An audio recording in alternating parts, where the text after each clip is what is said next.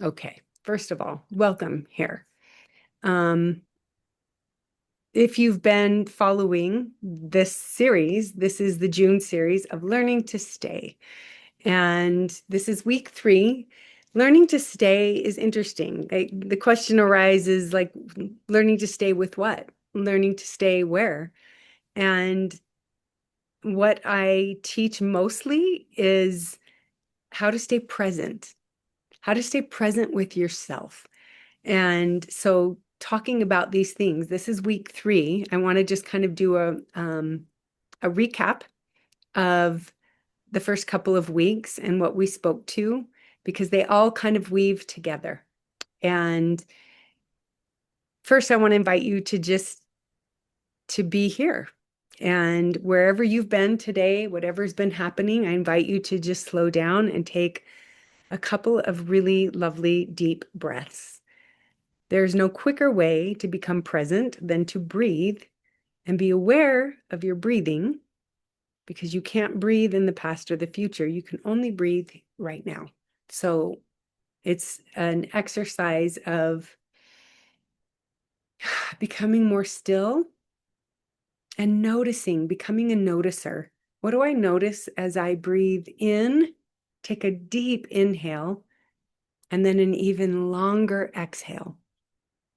Hopefully, what you're feeling is kind of like a decompression, like, my body needed that. That's how I feel. I don't know how it is for you. I'm leaving the chat open here. If you have any comments or anything, please feel free to comment in the chat if you have anything to add or any insight that comes along. So, over the past 2 weeks, we've been exploring the ways we learned to adapt and the feelings we learned not to feel. So, week 1 was about the masks that we learned to wear. And I don't really like calling them masks. They're really roles or identities or strategies that were innately brilliant as children that we developed to belong, to feel loved, to stay safe, to avoid conflict, and even to survive. Week 2 was about what lives beneath those strategies or adaptations. I like to call them adaptations. And the feelings or emotions below those adaptations, we learn to suppress them, to avoid, to numb, to distract, or to carry alone, to hold it all in and pretend that everything's okay on the outside. That happens a lot. I've done that. I don't know if, as I say these things, please know that it's not just personal. This lives in each one of us, and we have a different way that we learned how to adapt in our families as children. And there's no shame in that because it's a very human thing. So I'm going to ask a few questions, and I'm going to invite you to reflect on these questions. Um, Number 1, what adaptation do you notice yourself reaching for most when life feels uncomfortable? What adaptation do you notice yourself reaching for most often when life feels uncomfortable? And the next question, when you are activated or triggered, do you tend to move toward people, away from people, against people, like maybe in conflict, or away from yourself? I put that last part into the question because the work that I do with people, I do it because I know that in my own story, in my own life, I didn't realize that I was consistently moving away from myself. I was honoring other people's hardships or trying to make them comfortable in an uncomfortable situation, and I wasn't showing up for myself. I didn't even know what that would look like. I would kind of shut down and soldier on in some ways. I was like the tough chick. I kind of had a tough exterior, but it was really soft. It was just tough on me. Um, so I don't know if that resonates for anyone here, but that was moving away from myself was probably That's how I would have to answer that question.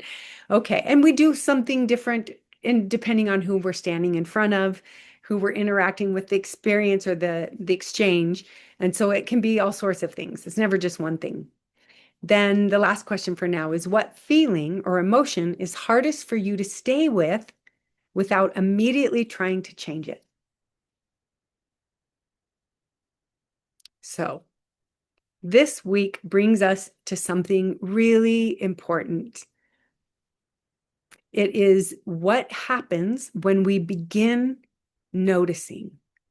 What happens when we begin allowing our feelings rather than running from them? We begin to discover that there is a space.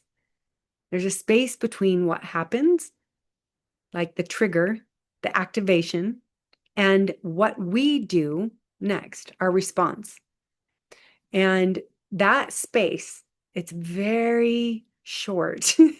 Sometimes for a lot of people, there is no space. They will just spend their days in reaction to what someone said, what they heard, what they felt.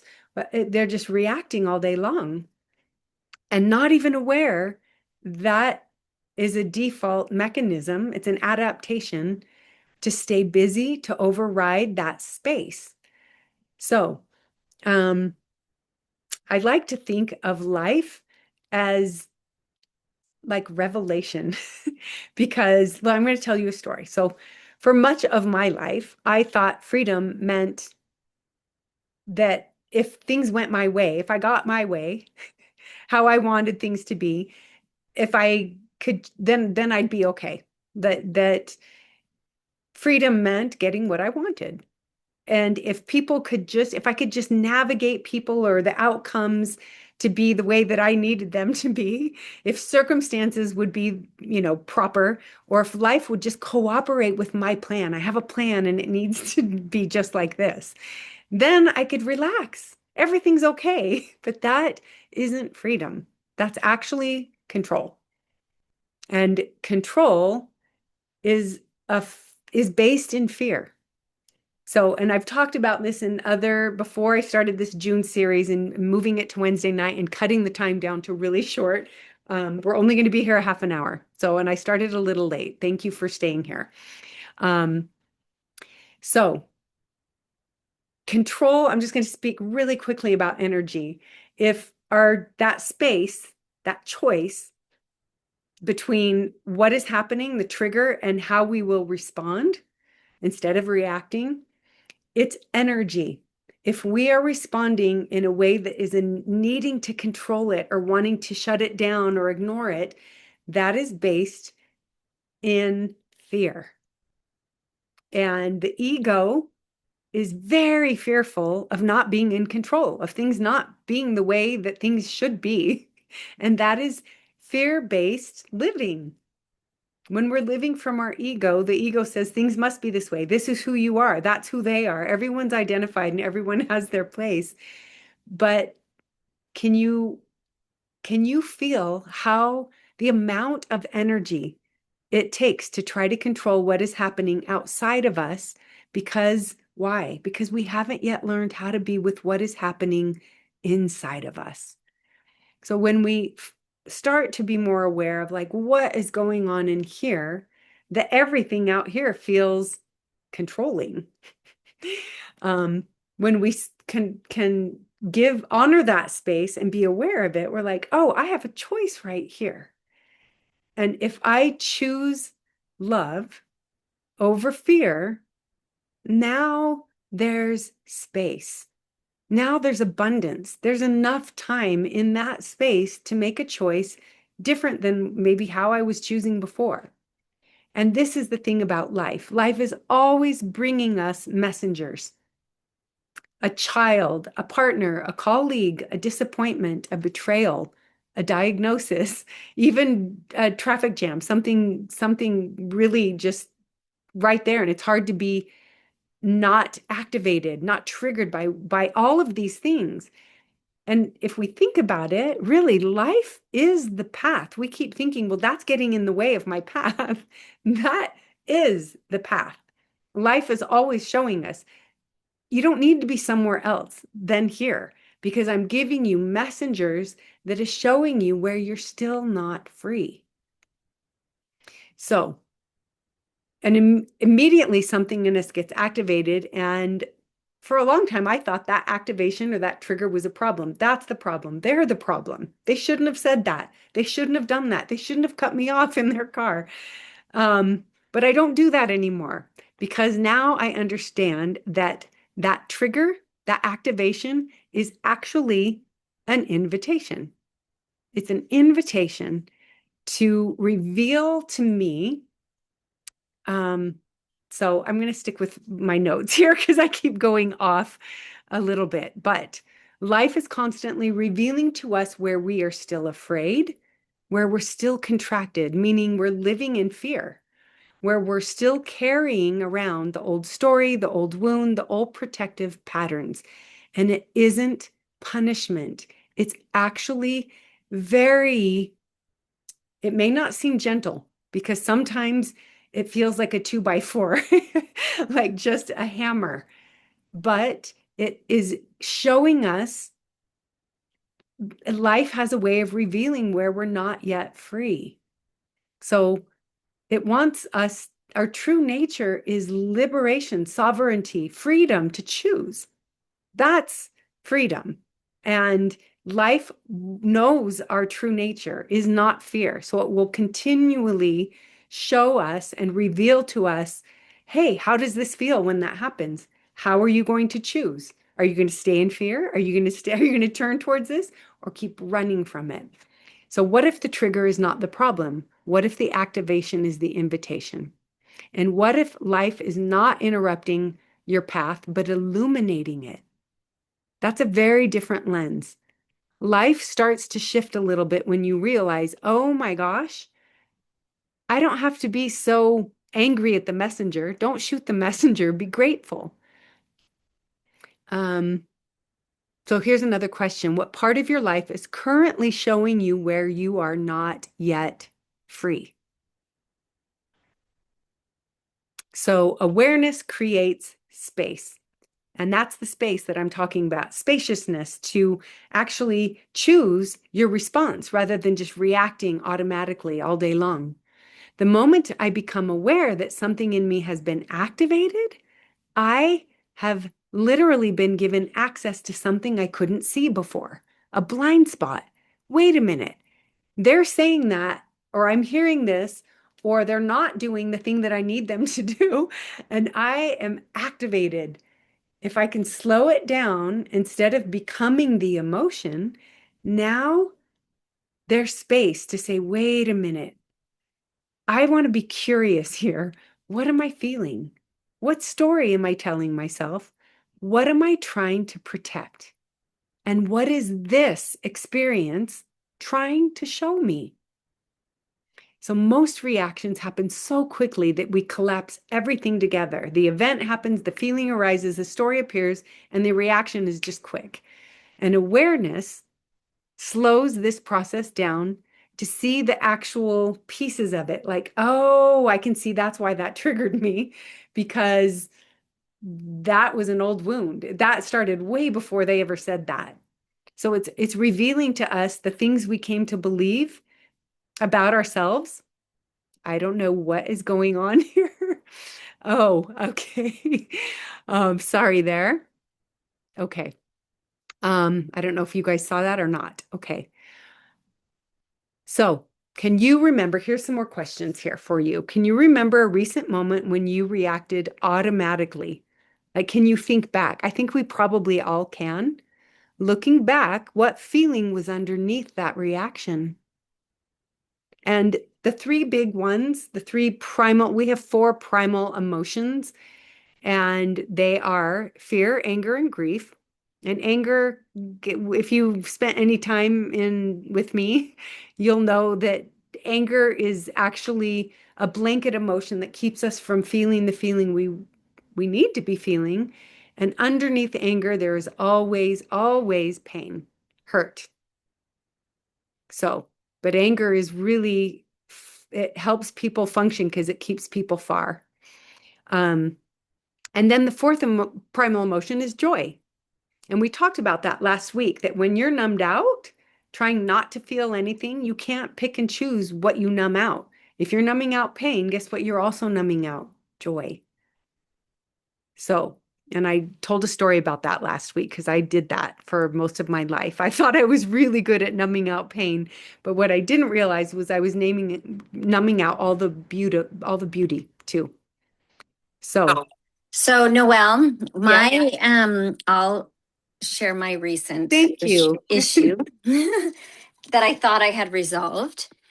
Um, and I feel like I'm way better, but when somebody talks to me like they're really abrupt or really rude, really, in my opinion, um, I almost I don't know how to. Well, I thought I worked through it, and I'll just set a boundary and say, okay, next time I'm going to do this. But it still does stir something in me. It still upsets me when I'm Mhm. talked when somebody's disrespectful to me, and I think that is normal to feel like that. But I'm like, okay, Jesus would have had no. Like he would have been only full of compassion. And I will say Mhm. I was not full of compassion. I think I reacted appropriately, but inside I definitely didn't feel that love like you were talking Okay, about, which I something else. know I need to get to. Okay. And be so gentle with yourself, right? Like you don't need to get there. But you have a desire, or you wouldn't be here and you wouldn't be thinking about this. Like, I get caught in this sometimes. And, whether you're trying to be Christ-like or whether you're just trying to flow with life, whatever teachings you follow or what feels you feel aligned with, the idea of really, I mean, it's so simple when we break it down because what would fear do? Fear would be like, well, they shouldn't have said that. That triggered me. There's all the reasons why. We always will have those reasons. But if you think like, what would Christ do? What would love actually do?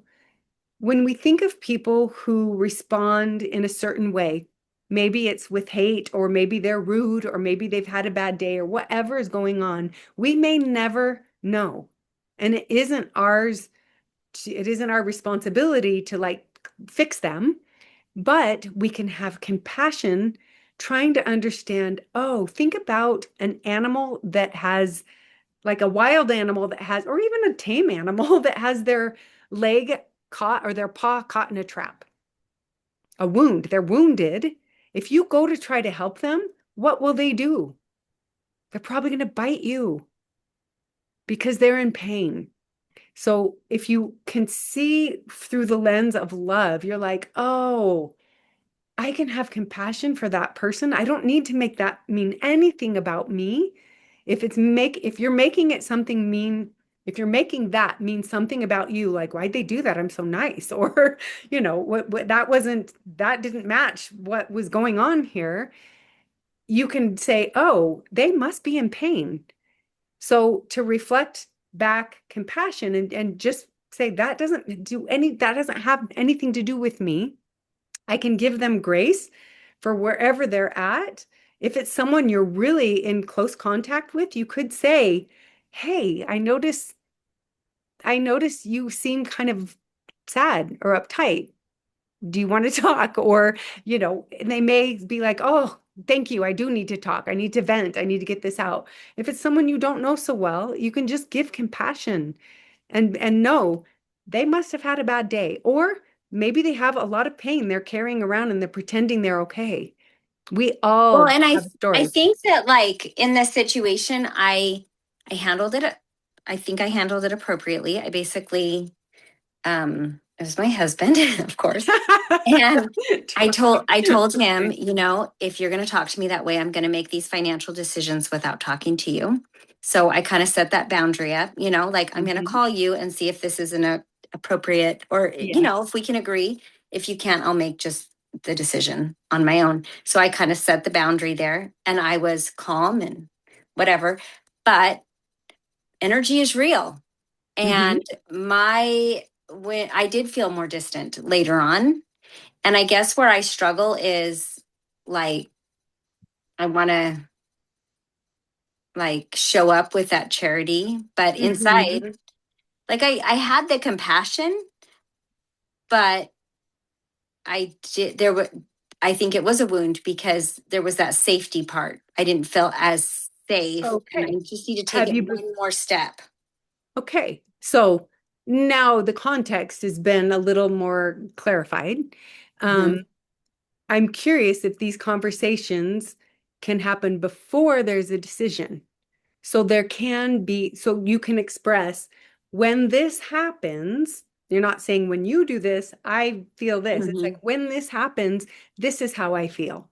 Can we talk about this now? So in the moment, it's not something foreign because we've already talked and discussed, and now I feel safer even asking this or telling this. Um, so it, that's the thing. It's communication. It's Yeah. communicating even over the smallest things because we're two different people coming together, having very different lenses and different lived experiences. And we come together and think, oh, love will get us through. But no, Mhm. there are skills that need to be learned that love can't. I mean, yeah, you can still love someone deeply and not As not have my the same saying is, perspective. you can love them and leave them.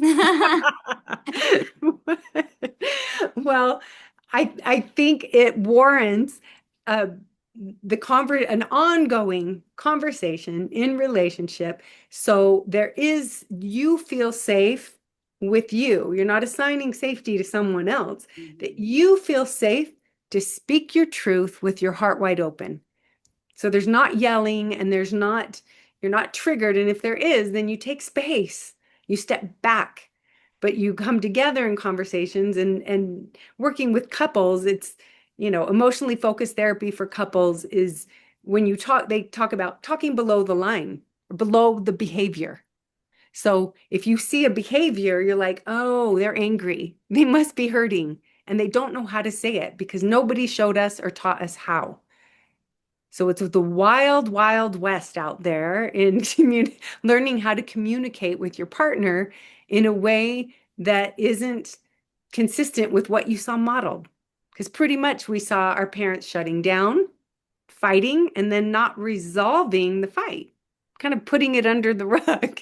And then we're left as children being like, how did that resolve? I saw this, but I didn't see that. Well, we were just soldiering along, pretending everything was okay. So that's in the context of that. But in daily life, when we can slow that space down, that between when I'm feeling triggered or activated, and how will I choose to respond? That is where our choice becomes paramount because if we're choosing with awareness, oh, I actually want to show up this way. So we move from judgment to curiosity. We stop judging other people and ourselves, and we become curious. I can feel that I'm triggered, or they must be triggered because now they're yelling or whatever, right? We can have curiosity. Tell me what's going on, what's moving through you. Ask questions, get curious. We can never assume what someone is experiencing unless they're able to speak in a safe place about it, or they're going to remain activated. Okay. And we cannot heal what we're not willing to see. So if we're not going to give ourselves the space to make a choice, we will forever live in our reactions. And awareness is the doorway.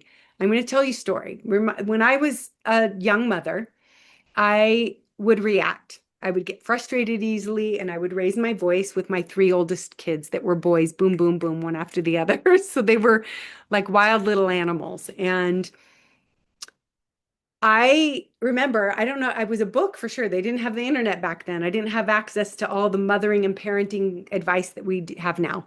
So I was reading a book and they had this concept of a do-over.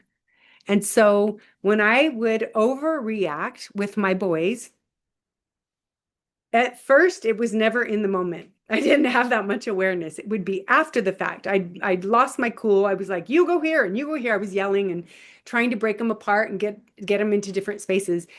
And then I would come back because I was like, that was not how I wanted to show up.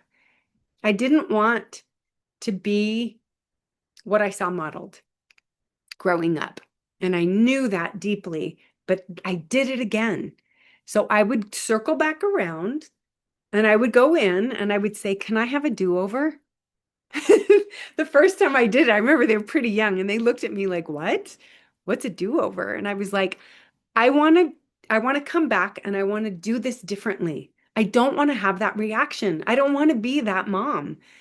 Um, and over time, it really became this beautiful thing because then I started catching it in real time, not after the fact.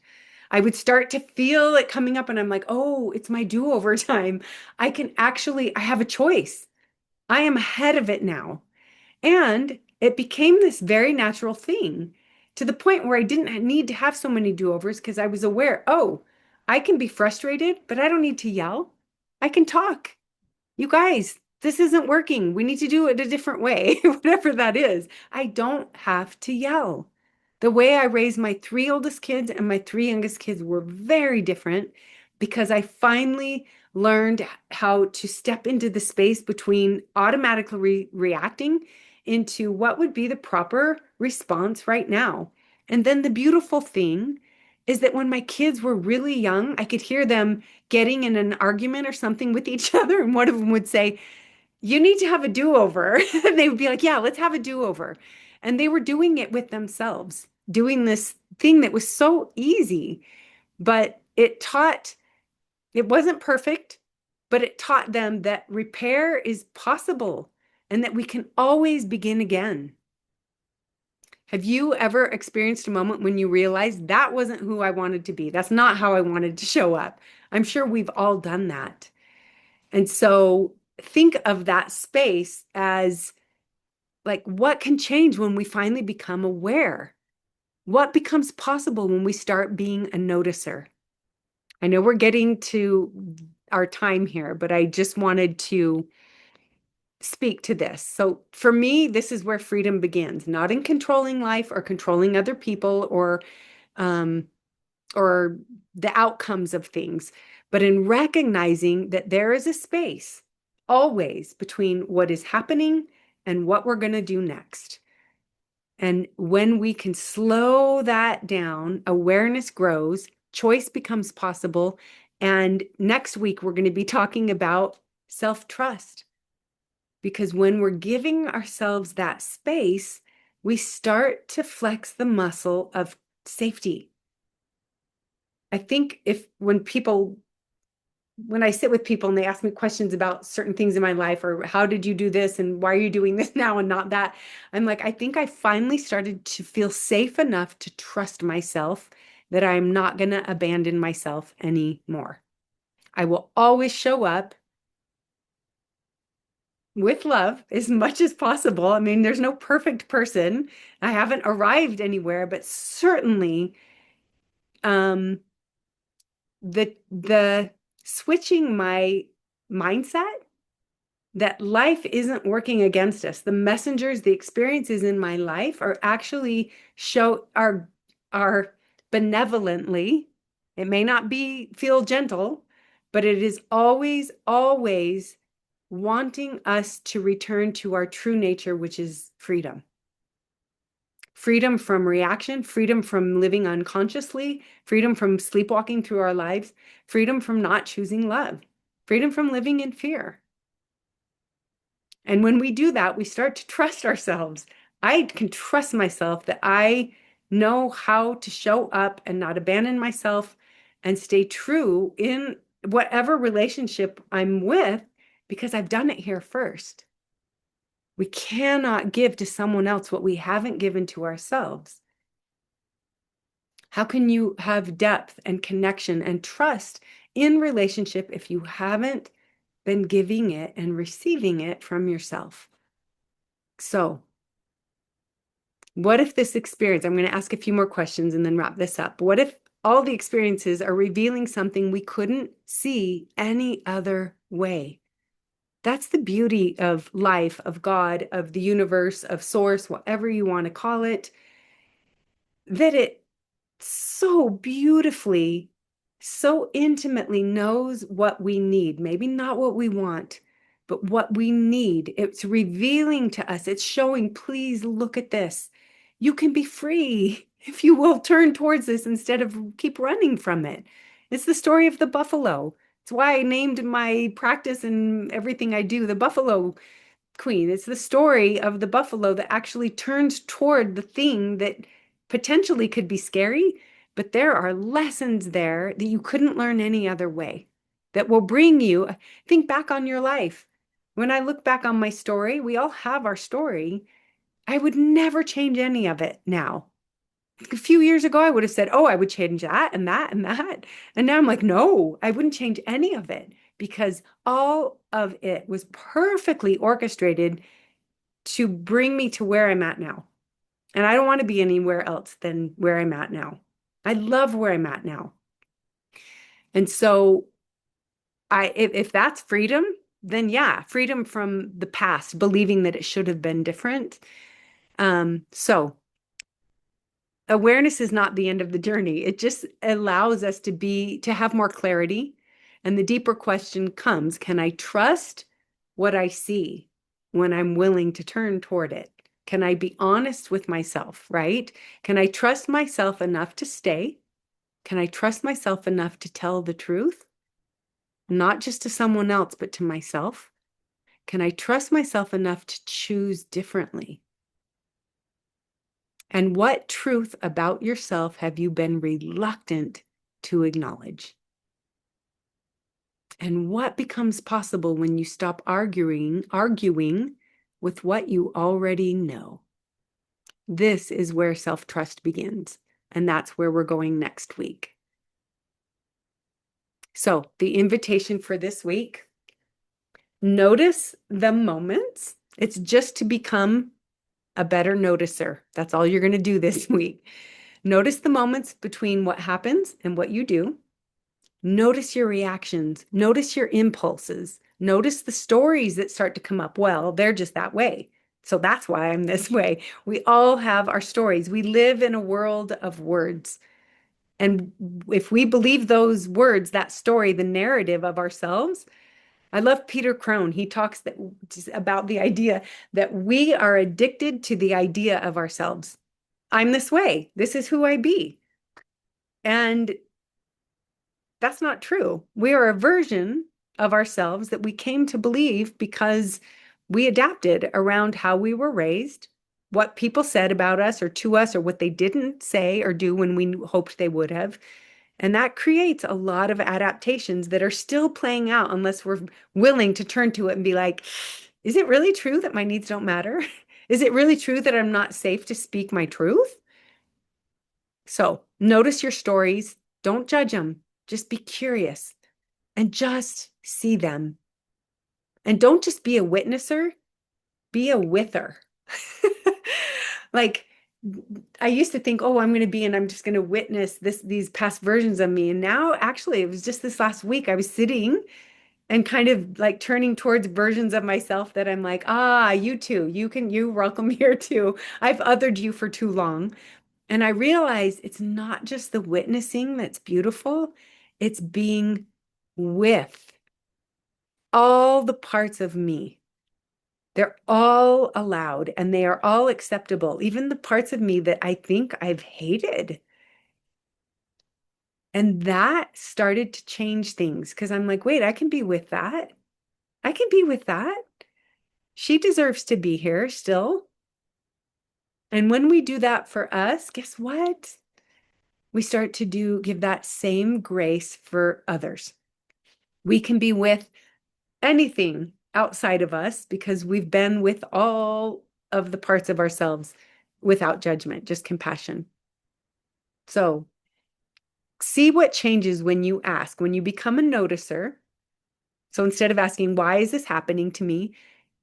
Maybe say, what is this showing me? What is this trying to teach me? because awareness is often really the first expression of self-trust. Once again, we cannot heal what we're not willing to see or be honest about. So thank you for being here. Week 3, being here tonight. I'm grateful that you're here. It's a radical act of self-care to show up, even for just this short amount of time, to be thinking about how you function. When we can grow, expand our capacity for intimacy with ourselves, all of the systems, emotionally, sexually, physically, spiritually,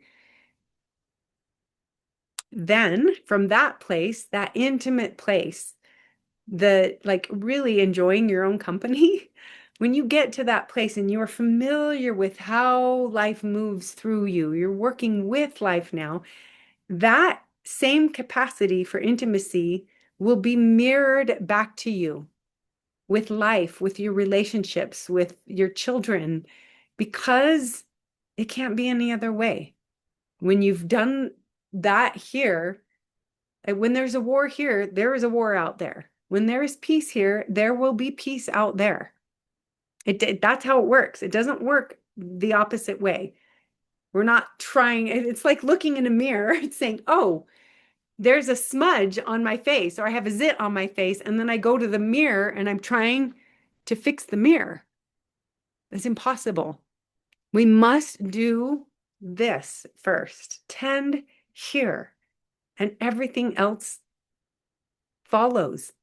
It really is. That's the coming home. The coming home is like I've given so much devotion as a mother, as a wife, to everyone out there my whole life, because that's what I saw every woman around me doing. And it was noble, that service. And yet, there's a piece, the hugest piece of it all that was missing all along. It was all of that devotion that I gave and poured myself into. I never even thought once that I could give that devotion to me. That would be selfish. It's not selfish, because look what happens when you start to give it here. Then it free your cup is overflowing, and then that devotion just it's you are devotion. You're walking devotion. You're walking love.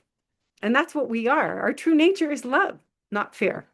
So thank you. Thank you for being here. Thank you for showing up. Thank you for taking notes and talking and thinking. And I really, really appreciate you being here. So thank you. Thank you, And Nora. next week, we will be talking about connection and self-trust. So once again, thank you. And I will see you next week. Ciao. Thank you, Tamara.